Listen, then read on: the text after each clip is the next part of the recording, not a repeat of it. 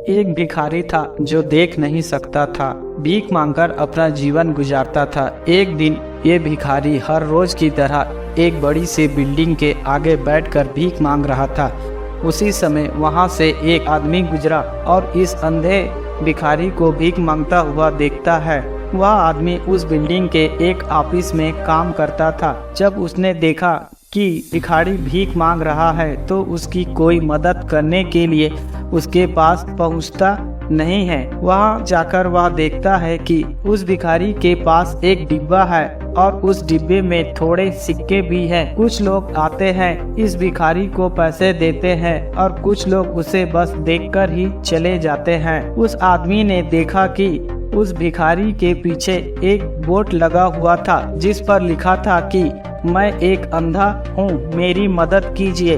ये सब देखकर वह आदमी ये सोचने लगा कि इस दुनिया में भी बड़े कमाल के लोग हैं, जिसे मदद की जरूरत है उसे कोई नहीं करता। उस बोर्ड पर जो लिखा था उसे वो मिटा देता है और उसकी जगह पर और कुछ लिख देता है। वह आदमी उसे कुछ पैसे देकर चला जाता है और हर रोज की तरह अपना काम करता है। शाम को जब वह ऑफिस से अपने घर जाने के लिए निकलता है तभी उसे वह अंधा भिखारी याद आता है और वह सोचता है कि मैं एक बार घर जाने से पहले उस अंधे भिखारी को देख लूं। मेरे लिखने की वजह से उसके जीवन में कोई बदलाव आया है कि नहीं।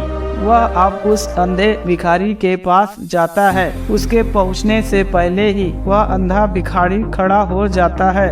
वह कहता है कि भैया, मैंने आपको आपके आने की आहट से ही पहचान लिया। आप वही है जो सुबह आए थे और मेरे इस बोर्ड पर कुछ लिखकर चले गए थे।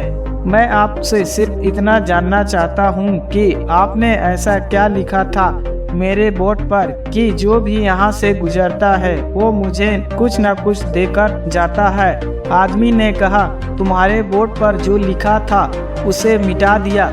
तुम्हारे बोर्ड पर लिखा हुआ था कि मैं एक अंधा लड़का हूँ, मेरी मदद कीजिए। मैंने उसे मिटा दिया और यह लिख दिया कि आज का दिन बहुत खूबसूरत है लेकिन मैं देख नहीं सकता।